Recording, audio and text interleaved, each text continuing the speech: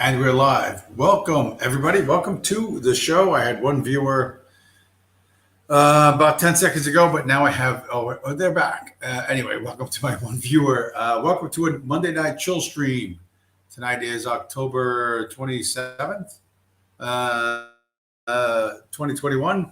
And, every time I finish like one of these streams, I always think, well, not that much is going to happen into like what am I going to talk about next week? Like what if nothing happens during the week and I have nothing to say, which is unlikely. Anybody who knows me IRL knows that I always have something to say, but like I want to try to have a coherent message, right? Like week to week. I don't know, but it's sort of a goal I set for myself. So the title of tonight's show is Kairos, which in ancient Greek, not in modern Greek, but in ancient Greek means opportunity or the correct time of season. And that's 100% where we are now. Every week just delivers up more and more for me to talk about bigger and bigger things. In my worldview, Bitcoin is the most important thing to have happened to the human race in the last 100 years and probably for the next 100 years. And so part of what I do in this show is kind of document that. I point out this and that on social media or whatever, and I take screenshots of different things. A lot of stuff comes from Twitter, and then the rest I sort of put together in my head, and I try to mix in some classical stuff and show how the past relates to the current era.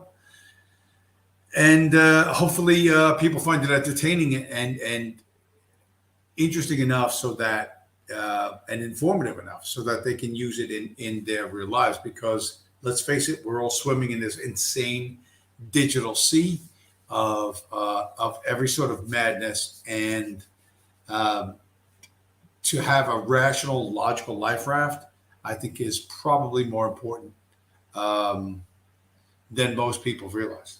So what's been going on? A couple things in the last few weeks, or the last week, I should say. On Thursday night, I was driving back from Virginia. I don't know if you guys know Norvin Hobbs. You should know Norvin Hobbs. To be honest, if you don't know who Norvin Hobbs is, you probably should not be a subscriber to this channel. But NORVINHOBBS. He has a YouTube channel. There are no videos currently up on it.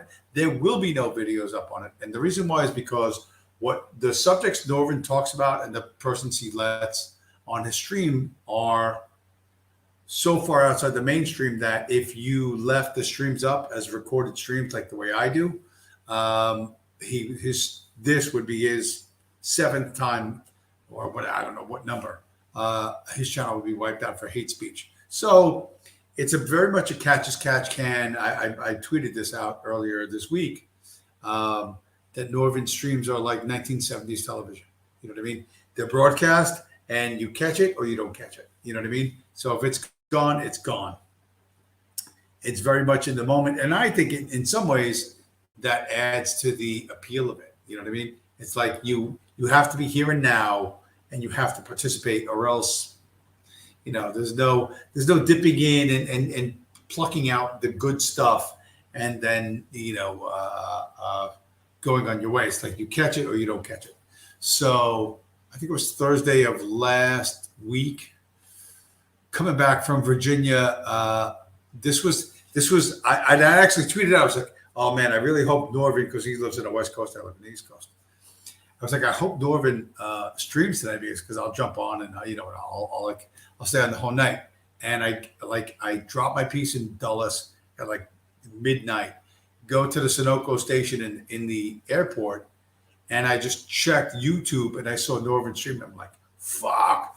I can't gas my car up quick enough and get out of there, right? So I got this super, I don't have it with me now, but I have this trucker style Bluetooth headset that looks like a fucking NASA thing with a throat mic and all this shit, which I bought mostly to avoid getting tickets for not using a hands-free device on public highways, right? So I didn't buy it just for live streaming, but I did it too because it's one important to what I do, and and two, it's convenient. So anyway, so the stream on Thursday was Norvin was debating a Central American kid or South American kid on Christianity versus paganism. Obviously, Norvin's taking this out of paganism, and then this kid is taking what was his name?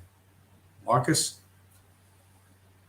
Marcus, or something like that. Oh no. Oh, it was something like Rancho, like Rancho. His name was like Rancho or something like that. That's what he called himself. And Rancho had come to the stream via everyone's favorite bisexual YouTube Nazi, OV fuck you, right? So OV brings the kid on, like OV had onboarded this guy into this fucking world, and he decides he wants to debate Norvin on Christianity versus paganism. And you got like some, I don't know, what is it, like 82 IQ mestizo versus Norvin. And this is like a fucking, like the mismatch of mismatches, right? This is like you've never seen a worse mismatch. But since when I jump on, Norvin just decides, oh, you're going to be a moderator. Like I'll be a moderator, and on the other side, OV is going to be a moderator, right? And then it's going to be Norvin versus this kid, and then there's this kid, like a boy, a teenager living in mommy's fucking above the attic in mommy's house named Magnus. So you know how it fucking goes. Norvin comes out, fucking strong, factual, just smashes this fucking kid. This kid is like incoherent, all by himself, like all alone. I feel so bad for him. Like I'm trying to focus his argument, and he's like, "Are you on my side? Are you trying to jump me?" Like like this kid's having a really, really bad time, And so on it goes, and eventually it gets so fucking bad. It's like this kid's trying to find friends from Instagram to sort of come in to help him. He's completely unprepared for this. Of course, Norvin knows the books he's read, the authors. He can quote facts and fucking times and dates and places. And Norvin's ego is not involved in his arguments. He makes his arguments, boom, there it is. Try and beat it. He's not emotionally involved in whether or not, like, this is my argument. He's very clear on what he thinks. So, of course, the kid gets fucking, Norvin just wipes the fucking floor with him. But like some low IQ fucking moron still swinging away in a boxing match after he's been fucking beaten bloody, this kid won't fucking quit. And so eventually, like, I just, I got so I'm trying to help this kid. I'm trying to like focus. I'm trying to get his feet back, like to make some sort of coherent argument. He can't do it. And I'm like, all right, you know what? At some point, the kid says he was born Catholic and he became a Protestant. And I was like, okay, whatever, I don't give a fuck. He's like arguing the Protestant worldview. And it was like on the third time I tried to help him, he accused me of trying to genocide the Jews. Like he accused me, he says, oh, you just want to kill all the Jews. I was like, I never said that. I don't advocate that. That's not at all what I've ever said or ever advocated, ever. I like don't put words in my mouth. So and then I start thinking, like I back off, like I'm technically I'm supposed to be a moderator in this stream, right? And I'm wondering, like this kid is like plowing ahead, losing against Norvin. In like every exchange, it's so terrible. And I start thinking, like, why doesn't this guy quit? Like nobody could be that stupid. And I'm like, well, somebody put him up to this. Like, so somebody wound this guy up and said, oh, you can go do this. And trust me, this kid is not capable of doing this. And he sure as fuck is not capable of doing this, arguing against Norvin Hobbs, right? So I'm like, what the fuck? But now I'm offended because he tried to put genocidal words in my mouth, right? And I'm not a genocide guy. I never have been. I don't advocate genocide at all. I disavow genocide entirely. However, I decide, you know what? I'm not going to help this kid out anymore. Now, you know what? This kid, he decided to bite the hand that was trying to feed him and try to help him out. I'm going to fucking smash this kid. And so when he gets to, I'm a Protestant, and so he gets into something about Protestantism, and I'm like, I said, like, you do know that the father of the Protestant religion is a guy named Martin Luther, who wrote a book called On the Jews and Their Lies. And my fucking hand to God, you think I'm making this up? My hand to God, the guy says, I don't know who Martin Luther is. And then like he's like a fake Protestant, he's like a fake Catholic, and it's like the whole fucking stream just fucking dissolves into insane fucking laughter, right? So, and of course, the kid still, again, he's swinging away, like it's just the most pathetic thing. And I end up, I do my fucking like New York stand-up comedian, open up the can of whoop ass on this kid, and everybody's fucking howling and falling all over the place. I said this, I was like, he's trying to get a friend to help him out. And I was like, send up the fucking, I was like, I don't know what the Latino bat signal is. I said, but you're going to send up the Latino bat signal. I said, maybe the Latino bat signal is like when you hold up a jalapeno pepper and shine a flashlight on it, so it hopefully it hits a cloud, and fucking like Norvin. I in the corner of the screen, I can see like Norvin falling over, I was like, is that the Latino bat signal where you shine a flashlight on a jalapeno and hope that your fucking fellow mariachi fucking members come and fucking help you out? And I was, to be honest, I was in very good form, and I'm driving from Dulles to New Jersey. It's a 4-hour fucking drive. I've already done my job. I'm on my way home. I can be relaxed, so I don't have to think about anything, traffic, whatever, speed, nothing like that. And I'm just like, I just fucking wailed on this kid. And rightfully so, because not only was he unprepared, he kept insisting on the fact that he won when he was so clearly so far behind that he thought he was ahead. It was like a fucking, it was a fun listen if you had caught it. It was a lot of fun, but if you weren't, it's one of those you sort of had to be there, right? So, and Norvin likes having me on, like he's sending me the link. Although strangely, with the Bluetooth headset I have, the internet is dropping out on me in ways that it didn't used to when I just had my phone on the windshield. So I don't know. Maybe it's the extra step or whatever between the mobile internet and the Bluetooth headset. But it's like $150 Bluetooth headset. So it's not like some cheapo thing, not like some $29.99 thing I got from 7-Eleven, but whatever. So whatever. Maybe that extra step away from the direct connection is a problem. But that was a shit ton of fun. It was a crazy lot of fun. And near the end of it, of course, the B word gets mentioned, right? Bitcoin gets mentioned. And there's a dude that's he's like a Christian, I don't know if he's a white nationalist, a white separatist or whatever. He talks about the movement and white people and blah, blah, blah, blah. And he's like, he was the one that was asking me, like, why do you still live in an apartment? Why do you buy a house? And blah, blah, blah. Like everyone thinks the other guy in Bitcoin has like 90 million fucking dollars. Like this is going. I'm going to come back to this later with a Twitter anecdotes.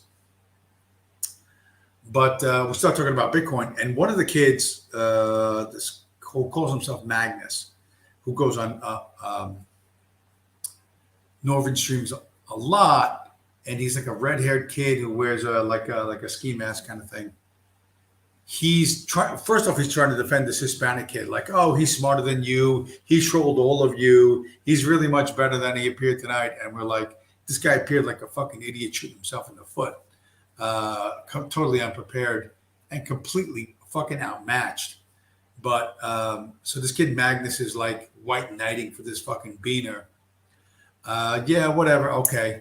But so the B word comes up, and Magnus, this kid, is totally against Bitcoin. Bitcoin sucks, blah, blah, blah, blah. Which, by the way, the price of Bitcoin as of this time of this stream is 62,900, which is just hovering just under the new all-time high, which is 66,950, which we just broke on October 20th, like a few days ago, 5, 6 days ago, which breached the previous high of 64,480 on May of this year. Which, let's talk about how fucking insane. Like, you cannot make this shit up. There is no way, like no fucking way, you can make up this fucking timeline. This is so crazy that again, if you wrote it into a film, people will not believe it. Like, people will just go, "Well, no, it didn't happen that way. There's no way that actually happened." The way you did. And I'm trying to get a screen share here, but it doesn't seem. There it is. Okay. You're gonna think I'm fucking with you. You're gonna say, James, you're fucking with me. You're making this shit up. No, I am not.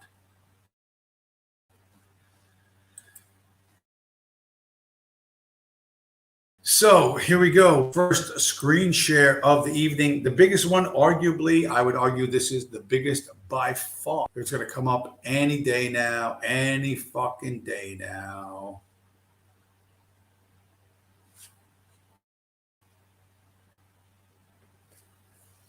Just came up yesterday on Twitter. I'm not kidding you. I'm really, really, really not kidding you. Here it is. China is thinking about unbanning Bitcoin mining after the price rise and started new research. So in May of this year, May of 2021, China banned Bitcoin mining, and about 60%, 60% of all Bitcoin mining was done in China. So all those guys had to unplug and shut off immediately, or else the communists were going to, like, I don't know, shoot them or throw them in jail.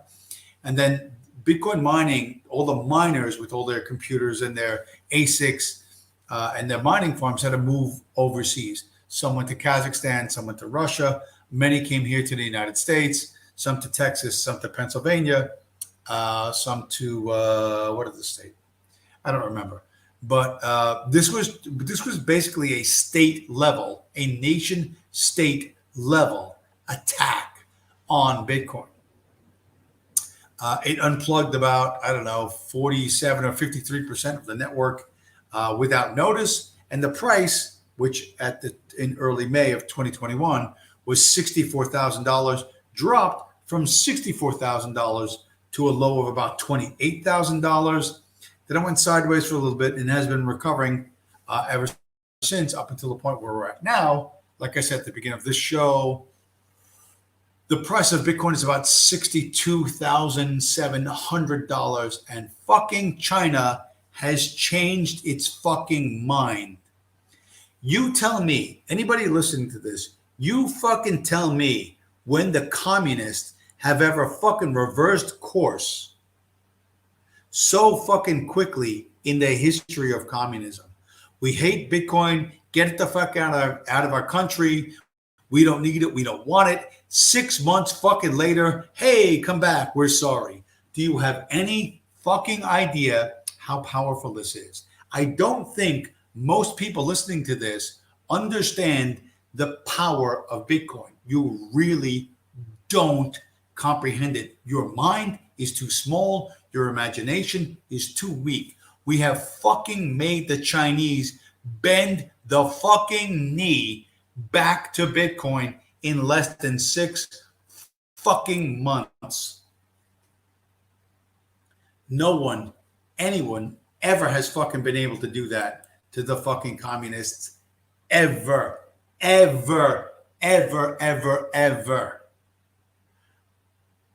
Most people cannot grasp the dimensions of this fucking change, the magnitude of this change. Your brain is too fucking small. Your fucking ideas are too fucking small to grasp this. I fucking swear to you, you don't get it. You think you get it? You don't fucking get it. Oh, I'm going to take my green little Zog bucks and I'm going to buy Bitcoin at X dollars, and then Bitcoin's going to go up, and I'm going to sell the Bitcoin and I get a lot more green Zog bucks, and then I'm going to buy some shit that I think I fucking want.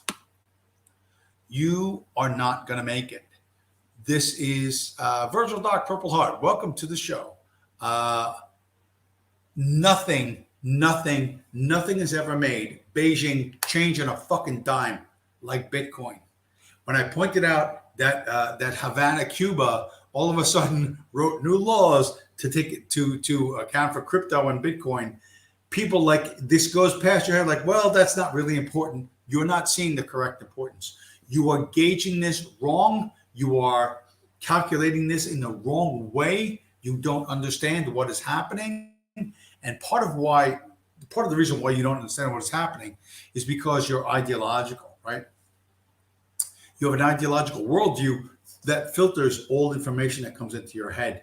And I'm telling you right now, that ideological worldview is fucking you harder than anyone else could possibly fuck you. And you're doing it to yourself.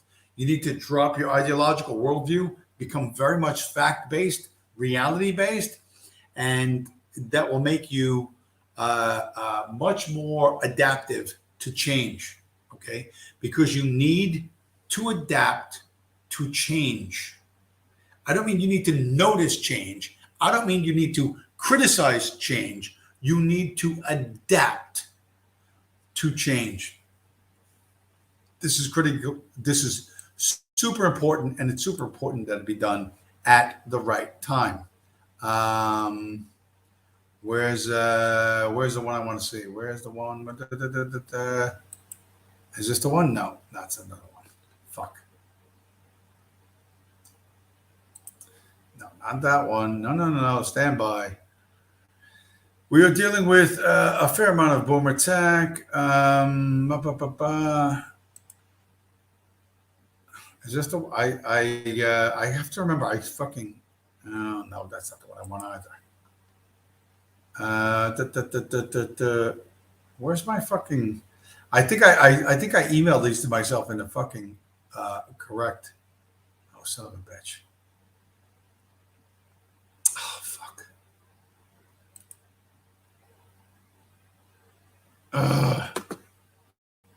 Oh, this fucking sucks. Oh, this sucks. Okay, so let's go with this. Let's go with this guy. This guy's a popular guy. Everyone knows who he is. I got a screen share of a dude you might know. He's in the United States Senate. His name is Rand Paul. What did Rand Paul say recently? Let's take a look at what Rand Paul's talking about.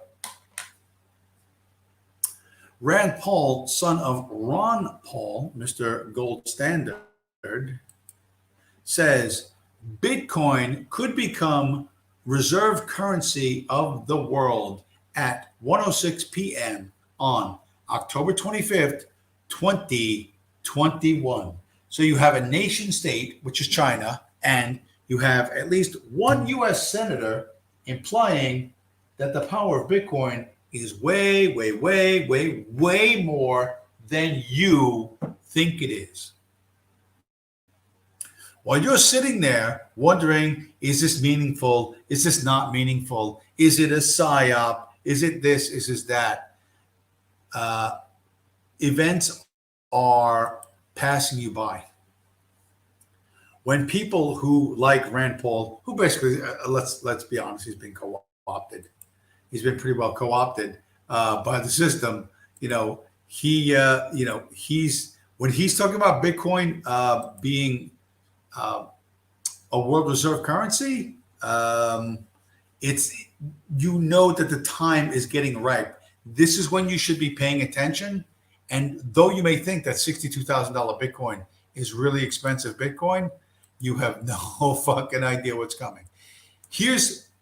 Bitcoiners make this point that you can. I'll show this. This is one of many different ways to store Bitcoin, but I think this exact one. Hold it right. This is a USB device that has Bitcoin on it, right?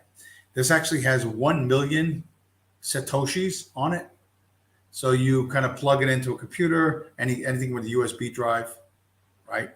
And you can see how much Bitcoin is on it, which is at this point 1 million Satoshis, which is a tenth of a Bitcoin, which is, or 100. I'm sorry, 100th of a Bitcoin, which is like $120 or something like that.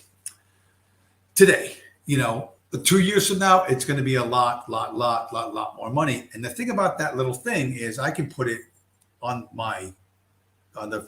this chain and go on an airplane and fly across the planet Earth and show up somewhere, stick it in the computer, suck the Bitcoin off it, and use that Bitcoin for anything I want to use it for. And that's different from other stores of value.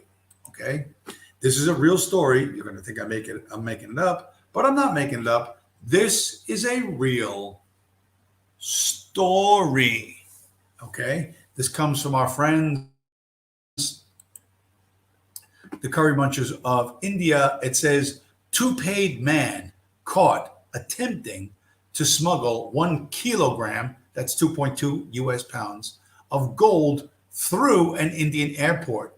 So the guy shaved his head. He put the gold in some sort of packet and covered it with plastic and some sort of black something or other, and then put a wig on top. And then he thought he could just walk onto the airplane smuggling 1 kilo or 2.2 pounds of gold on his head. Guess what? Didn't work out so good. Gold, as a store of value, does not travel well border to border. Okay, it doesn't go from jurisdiction, legal jurisdiction, to legal jurisdiction real fucking well. They're going to catch you, and then they're going to confiscate your gold. That is not true for Bitcoin. Okay, I can take Bitcoin through any airport, any fucking where, on this little device, or just with the address of that device. Okay, I can go from here to El Salvador to Ukraine to wherever, and with that address and the right codes, a few taps of a keyboard, anything connected to the internet, and I've got all my Bitcoin. I don't need to fucking shave my head and hide fucking gold in a bag of plastic, and then put fucking fake hair on my fucking head, right? And try and get through the fucking airport x-ray machine. I don't need to do that. Gold does not move border to border the way Bitcoin does, which is borderless, permissionless. Do you understand it now? Probably you don't. You're scratching your head like, yeah, but gee whiz, 5,000 years and blah, blah, blah, blah. No one gives a shit, okay? You need to understand that the world works in a much shorter, in a much higher preference time frame. This was something I've talked about in previous streams. How Wall Street has financialized the economy and destroyed, essentially left America vulnerable to rivals, and the rivals in this case are China, right? I've mentioned how the Intel Corporation was the premier computer chip corporation of the 1990s. Everything, including this laptop I'm looking at right now, has a little sticker that says Intel inside. Intel inside, right? That you saw that sticker everywhere. Intel was the cutting edge of computer chips in the 1990s and early 2000s. Dawei in the chat, does BTC typically change in value around Christmas? It has previously, Dawei. I wonder if the scarcity of stuff will drive the price of BTC up even more this Christmas. Hyperinflation is going to drive BTC up this Christmas and every Christmas coming forward. Here is a piece of news from Twitter. From a guy named Dan Collins at Dan Collins 2011. Here we are, U.S.'s largest chip maker, looking for government money to make chips. They just authorized a $100 billion stock buyback in June 2021. Finance capitalism and money printing has killed the real economy. And he's quote tweeting Intel, the corporation. It says, fund Intel, the corporation at Intel Policy. Fundamentally, the solution, what to a problem that they created themselves, is that we need to make more chips, and we need to make more chips in America, which is why the House, meaning the House of Representatives, can't pass the hashtag Chips Act fast enough, as far as I'm concerned. Hashtag Secretary Raimondo. So, the smartest, best educated, wealthiest, most successful fucking people in America decided they would pump up their paychecks rather than commit to being cutting edge technological innovators, right? It's easier to take zero interest loans from the Fed, buy your own stock, pump up your own stock, cash out your stock options, and get rich than it is to find a location for a new plant or figure out what the cutting edge of chips are and how to make that happen. Like, do the R&D, do the capital expenditures, hire the scientists, hire the researchers, hire the fucking workers. That's all expensive, hard, difficult. It's complex. It takes fucking forever. Can we just borrow $100 billion, buy our own stock back, pump the stock price up, sell the stock price, and snort cocaine out of a fucking supermodel's ass crack while driving our new fucking Lamborghinis? Why can't we do that? Now, you say, but these people are the creme de la creme of America. They are America's elites. They are smarter than me. They are richer than me. They are better educated than me. Blah, blah, blah, blah, blah, blah, blah. Fuck you, you faggoty jerk off, okay? They are pieces of fucking shit who act in their own self-interest. And when they can behave in a way that is to the benefit of them and to the detriment of everyone else, and there's no negative consequence, that's what they will do. That's what they will do every single time. Now, all of a sudden, the Intel Corporation, which has spent $100 billion buying back its own stock and pumping up its own stock price, needs money from me, from fucking James Manos, to fucking build a new fucking computer plant in wherever the fuck they decide to fucking build a new computer plant, right? To make chips for the next fucking mobile wave. I gotta fucking fund this shit, right? After these cocksuckers shipped all our fucking jobs overseas so they could have fucking fatter paychecks. And they're laughing the whole fucking time. And they're laughing the whole time. That this system is inevitably going to crash is not a fucking surprise to anyone. Now, myself and a number of other people have an absolute certainty about this. Do we know when it's going to happen? No.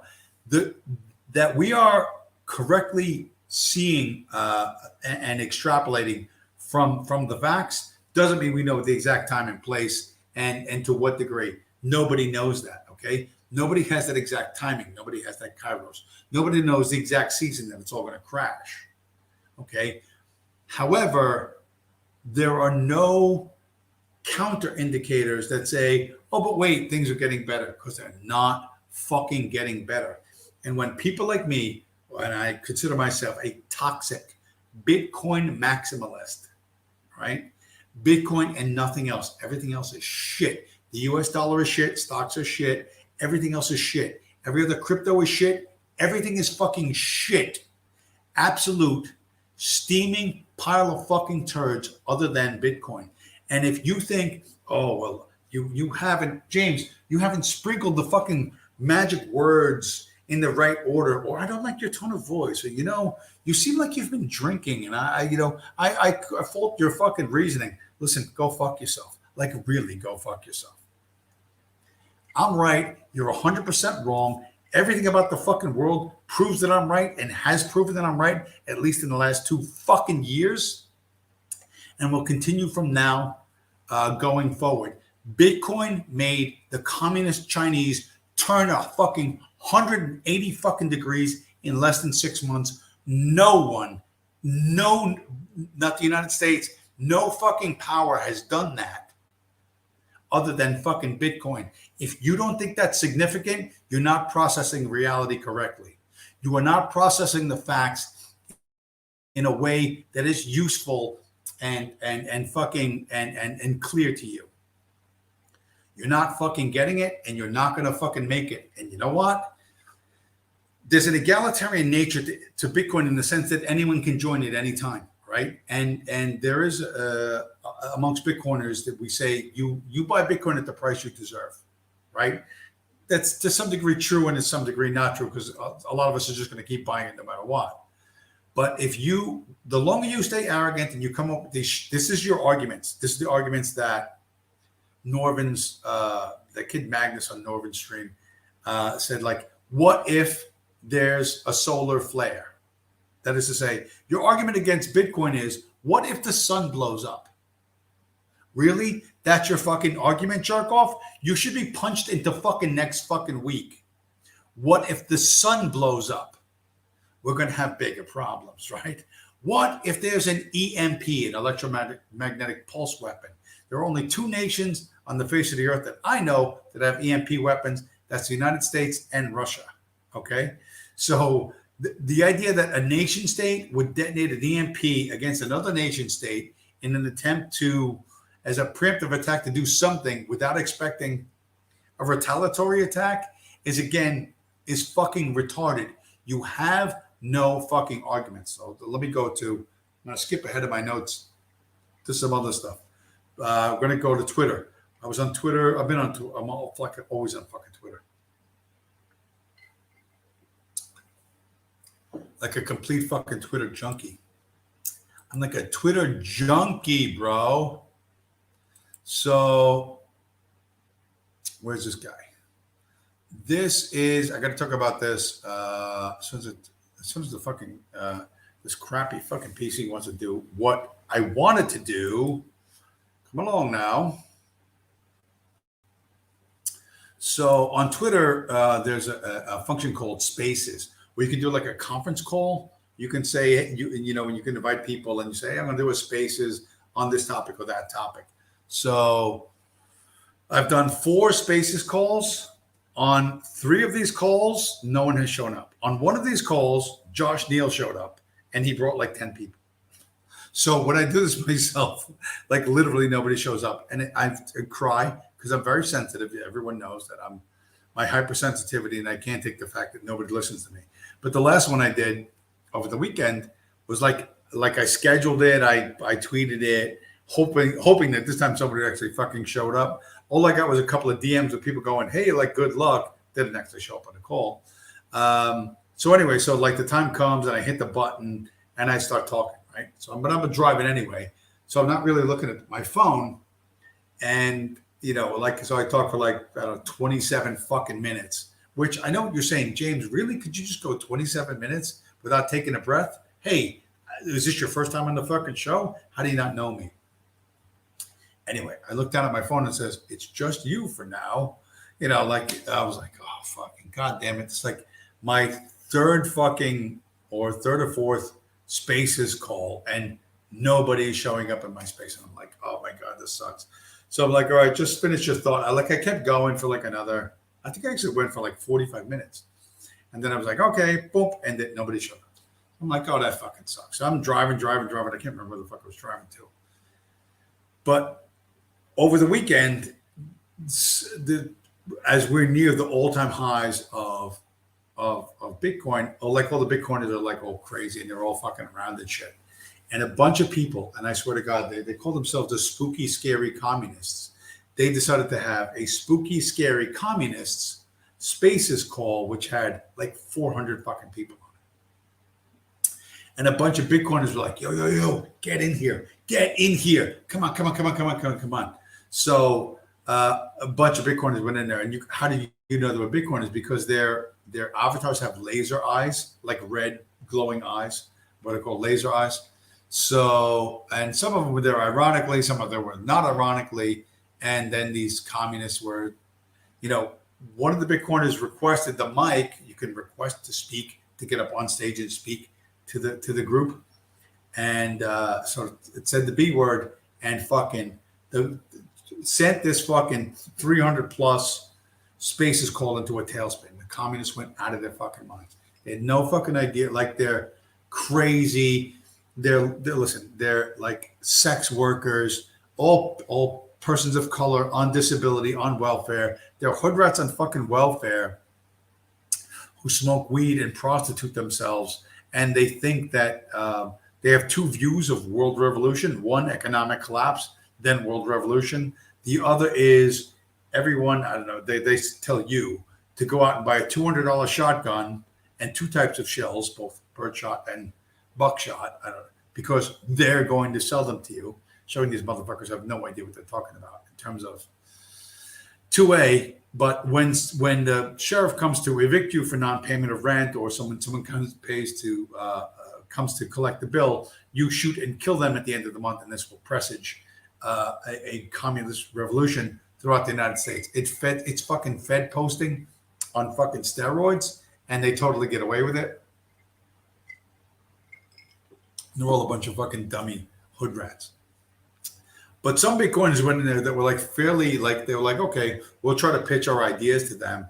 And these are all like super high time preference people. And they're like, I'm broke, I can't buy this, and blah, blah, blah, blah, blah, da, da, da. And they cannot break out of the concept of that you're going to live in a world of Zog dollars, of USD. Like the USD, it was there from before you were born. It's there now. It's going to be after you die. The world is defined by the US dollar, and taking their limited and transferred by the state from white people to black people or persons of color, taking their limited US dollars and trading them for Bitcoin, which is volatile, is a bad idea, right? And the Bitcoiners are trying to say, listen, think beyond the US dollar, think about central banking, think about history, blah, blah, blah, blah. Of course, you're wasting your fucking breath talking to communists about this. But one young black dude decides he wants to leave the commie call and go to a Bitcoin only call, and he's going to argue with them. And it's just like some skinny fucking black dude who doesn't have the balls to actually yell at white people in IRL is going to yell at them online. Like, he's going to be like whatever, super Negro. So it was, it was funny for a while, but I left it. But it reminded me of the stream with Norvin and the Norvin crowd, which is the National Socialist crowd or whatever the fuck they are. They think they are. They're just as anti-Bitcoin. And I find that amazing that the National Socialists and the communists are both incapable of understanding what this is and adapting to this new technology. And it occurred to me that these groups, these people are fundamentally their failures in their own lives and their failures in the wider public life. These people cling to their ideology because they're failures. Their inability to adapt to changing circumstances, shows them that they're like unworthy. So what they do is they put up an ideological wall or an ideological barrier to reality that filters everything, so that any new thing or anything different outside of what is approved by their ideology, whether it's National Socialism or international socialism, is double plus on good, and they don't even have to think about it. So they're not going to make it. None of these cocksuckers are going to make it. The National Socialist douchebags not going to make it, and the communists not going to make it. Bitcoiners gonna fucking make it. We are gonna make it, and the commies and the wannabe Nazis are not gonna make it. Judas Fleischai, the angry Persian Michelin guy, shalom, my friend, shalom from Los Angeles, California. Hashem loves me. I think he actually does. I do believe. I'm starting to think that Jesus loves me, even though, to be honest, I don't even think he exists. It's a very strange. Very, very, very strange relationship we have. So I got to look at, okay. The other thing is, one of the things that when these Bitcoiners were on this call with these communists, they were like trying to say, like, these communists are like, oh, you rich motherfuckers with your Bitcoin. Imagining that everyone who owns Bitcoin and self-custodies their Bitcoin is rich is delusional on your part. Many of the people who are Bitcoiners are like myself. They're plebs. They're nobodies who try to accumulate as much of this digital asset as you can in order to avoid being a victim of the inevitable consequences of hyperinflation. Okay. Hyperinflation is 100% coming. Okay. There's no one, Judas Lightjai, drop Jesus and get Hashem. Judas Lightjai, I had a burger and fries for dinner. I hope it was not a cheeseburger, my friend. If so, you will burn in whatever the version of Jewish hell is, which I don't think is Jewish hell. I think Jewish hell is you have to listen to Christian sermons all day, every day for eternity. I wonder what is the Jewish hell? That would be funny, like having the goys have power and you have to do everything the goys say. That would be a funny Saturday Night Live skit. To be honest. Okay, so the fact that both the National Socialist types and the Communist types think that all Bitcoiners are rich. You're rich. That's why you can afford to invest in Bitcoin. As I've said before, you have it all wrong. The purpose is not to take your green Zog bucks, put it into Bitcoin, have that become more green Zog bucks, take those green Zog bucks out as a taxable event, and then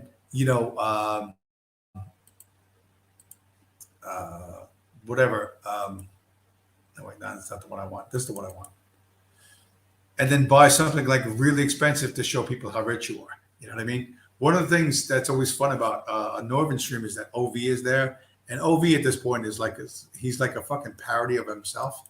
He's like, I wish I had the ability to record these, to record OV when he's fucking running his mouth, because he's such a fucking, he's such a pathetic comic figure that,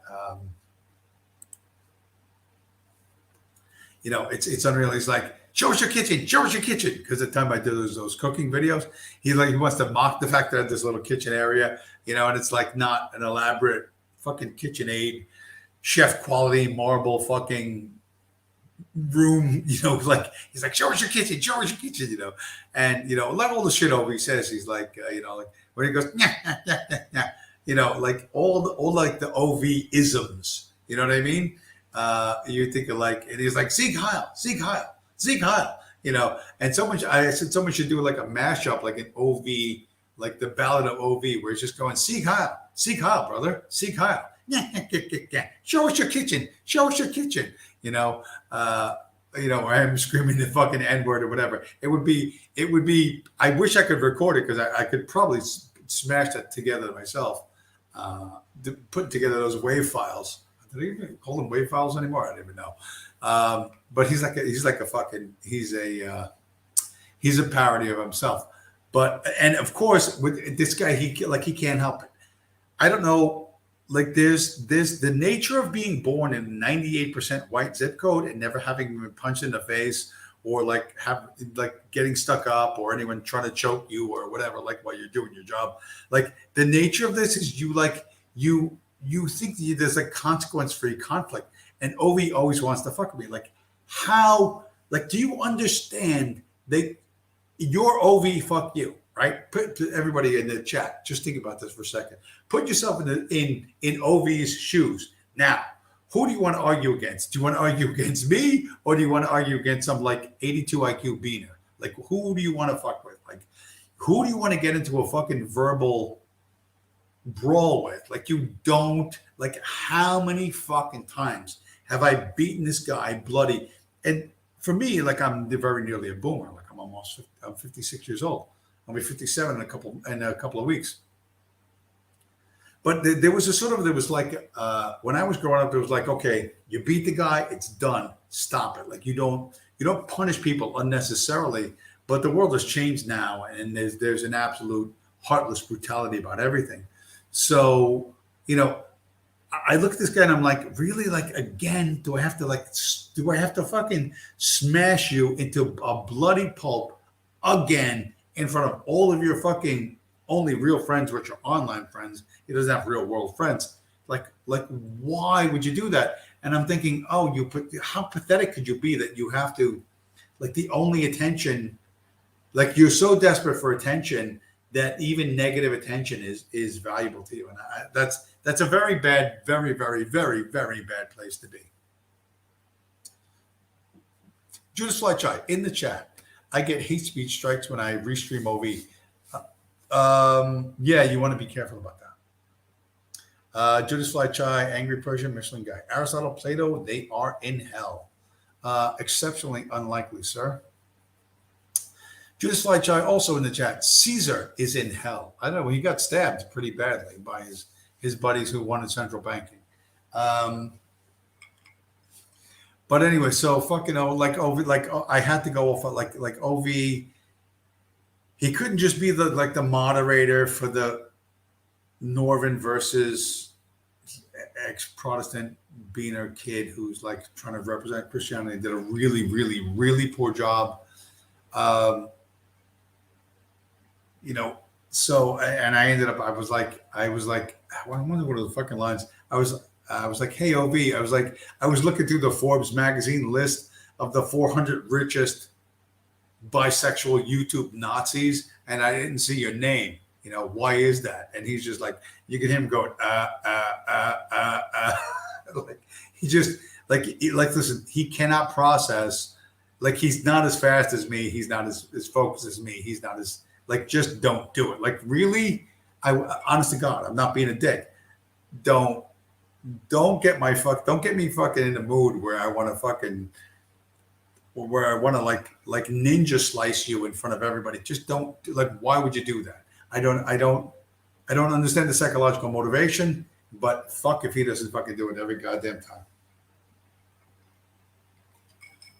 All right, back to Twitter and this Spaces call. This guy, what did I didn't even show it.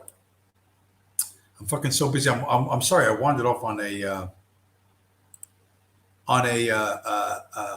tangent here. Okay, so this is a DM from this guy. I ended up going on a Spaces call from this guy who calls himself Stimmy. I don't know why he calls himself Stimmy. I don't know if it means Stimmy check or some other thing. Anyway, he's a veteran of one of the wars, either in Afghanistan or in Iraq. But he was in the U.S. military and he deployed overseas, right? So he has a Spaces thing, and I go on there, I request a mic, and he gives it to me, and I go like full out whack job, Bitcoin, this, that, and the other, right? So here's the DMs I sent to him afterwards. I said, because this guy was really drunk when he hosted the Spaces. So it's in the light blue is me. I said, don't know if you remember me saying this, but thanks for me letting me on the mic last night. And he says, yeah, you bet. It was fun. It was a fun convo. Sorry, I missed a couple of points you raised, but hopefully we can chat again soon. And here's the thing about this call. I'm like on this call, there's like 14, 15 people on this call, and I'm doing like Bitcoin's going to take over the world. It's going to destroy all the fiat currencies. It's going to destroy elite Jewish power. And somebody pushed back against that. And I'm like, okay, let's see how many red pills I can drop before people lose their shit, So I started with the Stern gang sending a mail bomb to Harry Truman at the White House in 1948, right? And that you could Google that the first Middle Eastern extremist group to bomb the White House was the Stern Gang of Palestine, And I keep going. I'm expecting people to lose their wigs, but they don't. And then I said, then there was the Lavon affair. There was after the state of Israel was established in the early 1950s, there was a campaign of terror where bombs would be placed in movie theaters throughout Egypt, in movie theaters that were frequented by Americans and British, and to kill the people in the movie theaters. And there was a plan to blame it all on the Muslim Brotherhood, which was an attempt by the nascent or the early state of Israel to cause the Western powers to hate Islam and favor Judaism. The plot was uncovered. This was a very real thing. It's all on, it's all over the internet. There were diplomatic consequences. People were expelled. Diplomats were expelled from the United States. And the reason why is because the bombs didn't blow up, and some of the conspirators were caught, and they confessed to what they did or what they were planning. And then I mentioned, I was like, now I'm expecting on this call like all these people, because it's like when you're doing a Twitter Spaces thing, there's like up to 10 people that can be speaking at once, and you can talk over each other. But most of the people are relatively polite and they let one person go and the other person go. But there's like 6 other people that potentially have the mic, and nobody is like telling me to stop, right? And I'm like, okay, so I go off on the USS Liberty, and this guy Stimmy, who, like I said, was he's a combat veteran in the U.S. military. He was talking about how in the 1950s, some Salafist, Wahhabi, jihadi type Islamists used record technology, audio technology to record LP albums, the old school vinyl albums, to spread their message of jihad. And so I was talking to him back and forth about how talking about asymmetrical warfare and this and that. And I didn't know the guy was a combat vet until he dropped it later, but he agreed with a lot of the stuff I said. Now, I've never been in combat, never been in the military, never been in war. I've been stuck up in the ghetto as a cab driver. I've been shot at in the ghetto as a cab driver. I've been in a couple of tight spots in the hood, and I'm not comparing that in any way, shape, or form to being in a war zone. But those experiences for me clarified how I think about a number of things, right? And so this guy Stimmy was like, again, even though he was pretty wasted, and he ended up ending the call. He was like, I got to end the call. He was going to pass out. He says, but thanks for everybody showing up. But he remembered, who I was, and I talked to him, and you could see he's like, yeah, I hope to talk again. And I was as unabashedly 100% like Bitcoin revolutionary. This is going to break the world. This is going to change the world as I've ever been in ways that the political people that I've talked to in the past don't get, like you outright reject. But Bitcoin people, they're much more open to this, and they don't hike up their fucking skirts and clutch their fucking pearls because I said something that might be anti-Semitic. And I was very, very, very surprised by that, because I thought, all right, I'm going to run straight into the, motherfucking, you're an anti-Semite kind of thing, or you're an Adolf Hitler worshiping whatever. And it didn't happen. I was very, very surprised by that. So for me, and even though this channel really the last year or more has been all like Bitcoin, Bitcoin, Bitcoin, Bitcoin, it even just confirms my previous bias. The more you sit there with your fucking ideological worldview and that everything has to pass through this screen, the less likely you are to get sufficient information to make good decisions. And right now, okay, gasoline's only $3.50 a gallon. Steak is only $17, $18 a pound. Like inflation is only 5%, whatever. My point is that when inflation gets high enough that the poor people can no longer afford to pay the rent, buy food, put shoes on their fucking kids' feet, et cetera, they're just going to go in the stores and take shit. You don't understand. The people are going to get killed, store managers, whatever. The people are just going to crash in the fucking store. It's not going to be looting because of George Floyd. It's going to be looting because it's Tuesday and I need fucking milk. That's coming. I swear to you that's coming. I fucking swear to you that's coming. And that if you fail to see that, you are failing to process the fucking reality around you. No one's coming to save you. Not Joe Biden, not Ron DeSantis, not Donald Trump, not any of these fucking people. No one's looking out for you. And if you interpret these events wrongly, it's going to cost you in a real world fucking way.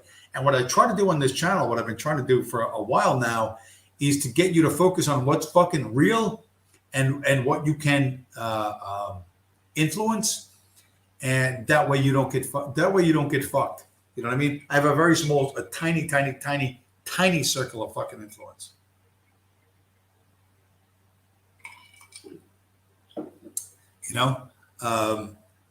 So don't mistake me. Oh, look at Judas Fly Chai, bow my Messiah. as my Messiah.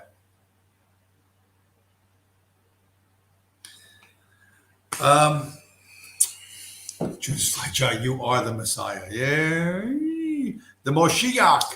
Judas Flychai, Moshiach. The West Coast Moshiach. You know, way to go. Way to go, Judas Flychai. But if you're holding on to US dollars because you think that the United States is some great place and you're going to that the future is not as dark as many people think it is, this is you. This is my my image of you. Wherever you are, on whatever part of the internet you happen to be dealing with, this is you. You're sucking on a giant fucking pressurized container of super copium. You are not going to make it. Judas Fly Chai says, I have one Bitcoin. I would not say that out loud in public, Judas Fly Chai. Do not mention how much coin you have ever. That way. Did you hear Ovi's buddy, who is a cop, tell his tale about why he's quitting? He said there were only 3 cops on duty patrolling Atlanta. I'm sure that's occurring in many places. Not good. Atlanta, don't know a whole lot about what's going on in Atlanta, except the crime rate is through the roof. The murder rate is 100% black males shooting other black males, and has been for some years. Atlanta and its suburbs are essentially a nightmare. In terms of policing, this is a complicated thing because you have to remember the police stood by while Antifa burned America, burned Minneapolis and all those other cities, right? The police have never investigated all those piles of bricks that magically appeared in city after city after city after city, so that the rioters could break all those windows and go in and loot. Like, where did those piles of bricks come from? What trucks delivered them? Where's the fucking video? Who is the license plate? Like, all of that's gone, right? That's all. Like, it's not. If you fail to see that this is above the governmental level, that this is at the fucking central banker fucking level, and everyone needs their paycheck and their fucking pension, including cops, and cops will take away all your fucking civil rights, all your constitutional rights. It's all, they're going to do whatever the fuck they need to do to make it to the end of the day, and you need to do what you need to do to make it to the end of the day, and those are two different things. Mostly what you need to do is always be avoiding. Like, understand where the hot spots are and fucking avoid that. Do whatever you need to do to fucking get by. If they say you got to take the jab, take the fucking jab. Now, there's a lot of people getting heart trouble from the fucking jab, and I had a heart attack in the past. So I'm like more than a bit leery of this. You know what I mean? So I'm avoiding this as much as I can fucking avoid it. And since I'm not an employee, I'm a contractor. So far, I've been getting away with it. If I have to change what I have to do, maybe I have to change what I have to do. But the goal is to fucking outlast. Virgil, Doc, Purple Heart. OV, fuck you. How do you not know who OV is? Virgil, Doc.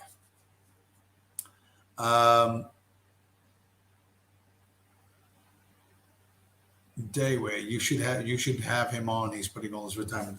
OV lives off his parents. I call him a Fed, but I realize that the Feds have like fitness standards. Like, you can't be an actual federal agent until you can run an 8-minute mile and press 55 pounds over your head or something like that. And OV can't do any of that shit. He's like a lot of these fucking every online Nazi is like, they're either black, Hispanic, or half black, half Hispanic, half Asian, or they're they're fucking trust fund fucking babies who live in 98% white zip codes with no fuck. They're so terrified that brown people are going to come close to them that they're screaming at the top of their fucking lungs. They have no idea what the fuck's going to happen. They couldn't figure out how to work the fucking microwave if mommy didn't give them instructions. That's the reality. And imagining, the problem is that YouTube, the social media, the internet in general, allows people to be deceptive and more successfully deceptive on levels that they can't be face to face. So you think that there's a reality there that just is not there. Who should I have? What? OV's buddy from Jersey, Sigs and Goads. He's from Jersey, so you guys have the same dialect. I'm from New York, but whatever. I don't know. I don't know who Sigs. I don't know who this guy is. You want me to have him on? Whatever. I'll send the guy a link. But the guy's law enforcement. Hopefully, he's. You're not listening that way. You're not being clear. If there's somebody that wants to be on this show. What can I do? I'll drop my email in the chat.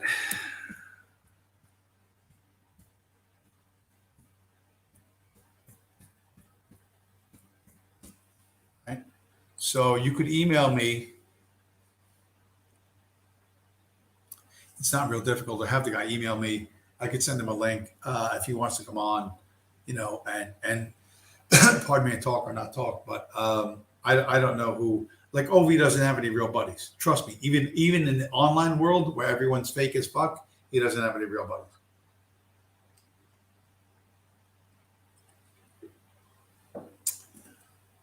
Understanding how much people are online and so much of their life and their fucking emotions is this. You are going to get fucking lost in a digital sea of bullshit so quickly and so easily. And what I'm trying to do is anchor people to things that are going to be useful to them today and in the future, and to clarify their thinking, like to try to give them a tool or a method to understand what's bullshit, who's working you, and who's not, right? So, and to have a little fun. I mean, here's one of the things that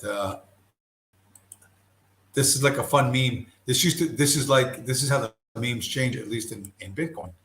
I was talking about I want to buy a Lamborghini and snort cocaine out of the ass crack of a supermodel. But this is a meme that popped up that it was pretty funny, right?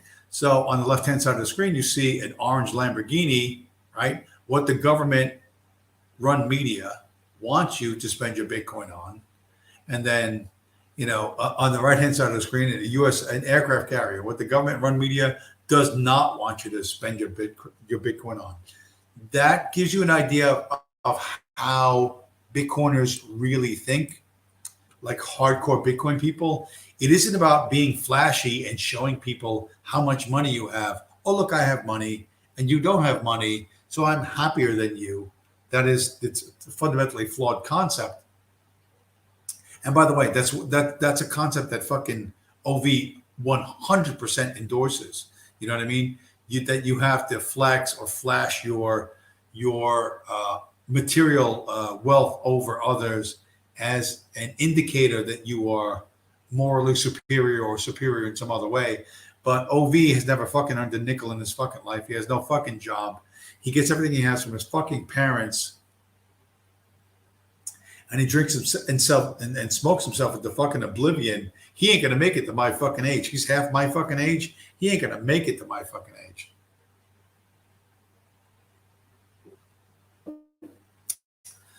So, flashing your bling in front of other people may be your goal in life. I consider that an unworthy goal, but whatever, you do what you want to do. But in terms of, Bitcoiners, Bitcoin plebs, everyday people like myself who stack Bitcoin and who understand that Bitcoin's going to be the future, this is closer to our mindset than you can comprehend, right?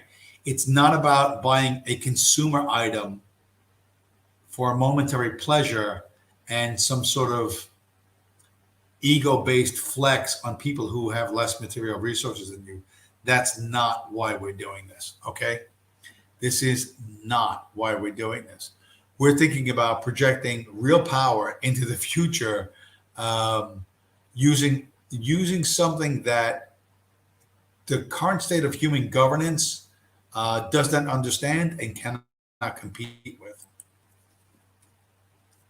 You know, Dayway in the chat, parallel nation building. Yeah, well, one has to fall away before the other one rises, right? So here's great segue. That is a fantastic segue. Is this the one? No, that's not the one. Come on.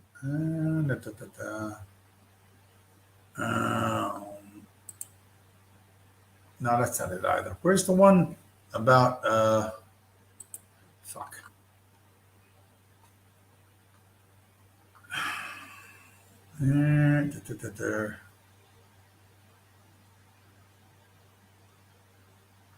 I guess I didn't send it to myself. I guess I did not send it to myself. Too bad. Too fucking bad. All right, so let's go with this. I don't know that this quote is accurate, right? I do not know that it is accurate, but it may be, and it sounds good. It sounds close to the truth. This quote is attributed to Vladimir Lenin, one of the Bolshevik revolutionaries. And as comes up on the screen, it says, the way to crush the bourgeoisie is to grind them between the millstones of taxation and inflation. And so if you've been following Janet Yellen, a member of the tribe, who was in the Treasury Department and it was in the Federal Reserve, and now she's, I don't know what the fuck she is, government secretary or something. She's talking about taxing unrealized capital gains. That's to say, you bought something, let's say a piece of real estate, for example, at $100,000 5 years ago, and that piece of real estate is now worth $125,000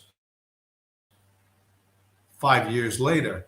Well, the government says because the value of the property, even though you have not sold it, is $25,000 higher, they're going to tax you on that theoretical $25,000 that you would make if you sold it. Of course, you know, this is insane on levels you cannot imagine. All right, Virgil Doc Purple Heart in the chat. The place I use is this exchange, the Gemini Exchange. So this is the Gemini Exchange in, I think it's physically located in New York City, but it is Tyler and Cameron Winklevoss, the two billionaire twins who Mark Zuckerberg cheated out of Facebook. They ended up taking their money and creating the first all-American Bitcoin exchange, which, by the way, they're coming out very soon with a credit card, a MasterCard, that you can use for obviously in the way you use your regular MasterCard, but the credit card rewards are in Bitcoin. So you can spend fiat, spend US dollars, and get rewarded in Bitcoin in an account that you control on the Gemini exchange. So I use Gemini. There's other ones. There's one called Kraken. There's other. I would avoid Coinbase. Coinbase has a really, really, really bad reputation. It's the most popular and biggest one. But if you Googled Gemini Exchange, you can go there and open an account. It doesn't cost anything to open an account. And the number of ways which you can buy Bitcoin is myriad. That is to say, you can buy it from your debit card immediately. You can set it up with your checking account to buy $25 a month every month without you thinking about it, just automatically debited from your checking account. So you ever so slowly dollar cost average your way in. They sell all the cryptos, all of which are garbage. Okay. But just like a supermarket, you know, there's good stuff in the supermarket and there's junk in the supermarket, right? You only go buy the good stuff. So again, stay focused on Bitcoin and Bitcoin only. That's whom I use. Never had a problem. The exchange never goes down. There's never, like literally never an issue. And I've used them for a number of years. So that's what I use. You know, at the end of the day, you're a grown man, you're an adult, and you have to make your own decisions based on your own research. But that's absolutely what I use. Okay. So this Lenin quote, the way to crush the bourgeoisie is to grind them between the millstones of taxation and inflation. You know, they also said that the Federal Reserve's new role is income equality between the races. Well, the average white American is worth $162,000, right? In terms of, again, this is an average nationwide property, et cetera, versus the average like black single mother, which is worth like negative $500. So you have the average white family worth 162K and the average black female worth negative 500K. It's much easier to bring the white people down than it is to bring the black people up. Because let's face it, since 1965, the Great Society programs of Lyndon B. Johnson, you know, the ability to raise up the poor, which is black people, has absolutely failed. 65, 75, 85, 95, 2005, 2015, 2025 coming up, we have more poor people and more poor blacks than we ever did.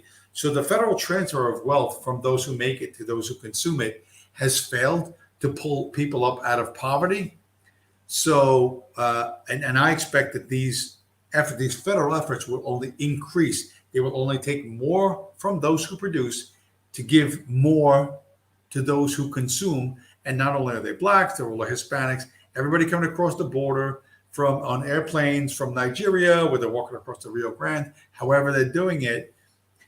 Everything that is of value, every piece of real estate, every business, et cetera, the federal government, one way or another, will find a way to suck that value out of, and theoretically to transfer to the poor as the poor grow ever larger because the borders are open and more poor come in for free money. And they take your house, they'll put a tax on your house when you sell it. They'll do whatever they need to do. They will dehumanize you and demonize you as a rich white property owner, you know, who colonized whatever, you know, and then, you know, and that'll justify Andrea Ocasio-Cortez, who will soon be senator, when Chuck Schumer kicks the fucking bucket. They'll put her right in the fucking Senate to take your fucking house from you. You know, will that happen tomorrow? It's not going to happen tomorrow, but it will happen. And all physical things that the government can seize, they will seize. However, you know, the software code, which is Bitcoin, that exists on this little hard drive, they cannot seize it. They have failed in every effort to seize it. Okay. And you could transfer this. Look at how small this is. Look at how fucking small this is. How many millions of places could you hide this? You could hand this off to somebody. This could literally be a fucking Swiss bank account. And you could pass it from hand to hand. People you trust or whatever, hide it in 1,000 fucking places. And I'm not just talking about your fucking bedroom closet, like 1,000,000 fucking places, and they can never get it from you. But your home, your business, etc., a physical structure, they can tax, they can put liens against, they can do 100 other things, and they will do, right? The browning of America, the more non-whites come into America, wherever they come from, okay, will be increasingly more socialistic, you know, more confiscatory for the government, as you have less producers, less tax producers, right? People who produce goods and services that pay tax. More tax consumers for people on welfare, EBT, Section 8, et cetera, fucking migrant relief fund, whatever the fuck it is. more and more and more, as that becomes bigger and bigger part of the federal budget, they have to take more and more from those who produce until there's nothing left to fucking take, right? And if your wealth, the wealth of your family, maybe it's one generation, two generations, 5 generations, if it's locked into a physical thing, like a piece of land or whatever, the government can seize that, okay? It's really, really difficult to fucking seize the software code on these fucking little things. They can't seize that. So think it through. Think like a 21st century person, not like an 18th century person or 19th century person or 20th century person. I know it's hard because you're comfortable with the ideas that you grew up with, but you have to try to imagine a world where wealth, privilege, access, et cetera, is based on something you can't touch, right? And that is that's going to be something digital, okay? And the decentralized nature of Bitcoin, like I said at the very beginning of the stream, let me show this fucking thing again. I'll show it again. I'll show this again. I want to make this point again because it is it's worth hitting a second time. Only Bitcoin. Bitcoin is the only thing, all of God's green fucking earth, in all of God's green earth, that has made the communist Chinese in Peking whipsaw from we ban Bitcoin mining to, hey, Bitcoin miners, come back to fucking China. Well, guess what, commie boys? Too fucking late. Judas Lightchild, please tell me why I shouldn't dox how much Bitcoin I have. Because federal agencies will hunt you down and find you, like they did to me. Judas Lightchild, I was banned from PayPal and they wouldn't tell me why. Yeah, PayPal is not what it used to be. And Peter Thiel, by the way, the gayest of, I think he's Jewish, is he not? Is he not a member of the tribe? The gayest of Jewish Republicans has said he is insufficiently, what is it? He doesn't have sufficient Bitcoin exposure. He doesn't own enough Bitcoin. So, yeah, you're not the first guy, Judas Lachai, but I don't know, are you banned? But I would not put a specific number on how much Bitcoin I own. I just wouldn't do it. Though the people around you might be trustworthy and no one would do violence to you, there are people second, third, 2, 3, 4 steps away from you who may be willing to do things you can't even think of. You can't truly imagine to gain this. So I would encourage everyone to do the most that they could for themselves and appeal to their own self-interest and get them working towards their own self-interest and away from the idea that, hey, if we just threw Judas Lightchild in the trunk of a car and beat him with fucking hammers until blood squirted out of his ears, then he'll give us his Bitcoin. Like, you don't want to meet those people. And those people, I assure you, truly fucking exist. So the less you say, that's like saying, look how much money I have in my pocket. You know, it's just unwise. It's unwise. Don't do that. Okay. There's a Colombian dude that I was talking to Bitcoin about when it was $9,000. He adopted, this is the only people I know who own houses at my level are people who adopted children who get money from the state. You can, like you have to become a certified home health aide or whatever, but you get paid X amount per child per, there's an unlimited, I don't know what the limited numbers you could have them, but you get a guaranteed check every month for taking care of these kids. They have special needs. They're all special needs children. Anyway, this kid and his wife adopted a daughter, that helped, that guaranteed paycheck helped them, even though their credit is fucked beyond fucked, get a house. So they have a house on Long Island. And this guy, I told him about Bitcoin. It was $9,000. He told me to get fucked. He didn't say get fucked, but he's like, nah, I'm not interested. Blah, blah, blah, blah, blah, blah. And now when he sees me, he's like, how much Bitcoin do you have? I said, enough to fucking put 3 bullets in your chest and the chest of every other fucking spick who comes near me. And he's like, oh, what the fuck, man? Oh, you fucking white supremacist, fucking. Listen to me. All of a sudden, you're interested in Bitcoin now, right? When it hits $40,000, $50,000, $60,000. Oh, you fucking white Republicans are rich. He actually thinks I'm a fucking Republican. I haven't been a fucking Republican since like 1996. Right? So, but he's a fucking weasel. This is the way this guy is. His name is Diego. And, it's like, hey, how much you got? Enough to kill you, your brother, and every other fucking spick that you fucking know. Anybody that shows up to my house gets 3 in the fucking chest. That's how much Bitcoin I have. You know what I mean? Because I live at the level of people who do things. You know what I mean? Judas Fleischai, you may live at the level of people who talk about things and others do. The doing things level, that's where I am. Okay. And I have to make sure that things aren't done to me that I don't want done to me. Right. So, and to whatever degree I can do that, when somebody, he's not curious just because he's fucking curious. You know what I mean? He's not curious like, gee whiz, gee willikers. Just for my own edification, that's not how fucking shit goes. All right. Now, this guy's not a bad guy. He's a fucking he's fucking weak as weak can be. But he can run his mouth to somebody else who's really dangerous. That's my concern. I understand 1 step away, 2 steps away, 3 steps away. He's talking to other dudes, other Spanish dudes that go, yeah, where does this white guy live? What's his apartment? What's he look like? What kind of cars does he drive?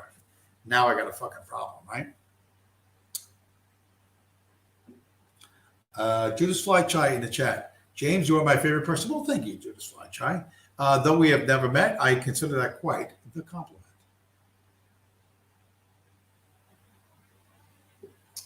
Quite the compliment. So, to reiterate what I've said, essentially, over and over again, I'll tell you what. Let's do this. Let's put this up. Let's kind of close. Let's start looking at closing this because we are 1 hour and 34 minutes into the stream. So we're going to start looking for an exit.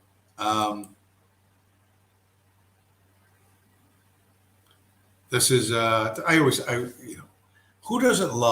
who really doesn't love pictures of cartoon frogs as patriots? So this is let me read this. There's a famous quote by Thomas Jefferson, which is an admonition warning people about central banking. And it is this: if the American people ever allow private banks to control the issue of their currency, first by inflation, then by deflation, the banks and corporations that will grow up around the banks will deprive the people of all property until their children wake up homeless on the continent their forefathers conquered. The issuing power should be taken from the banks and restored to the people to whom it properly belongs.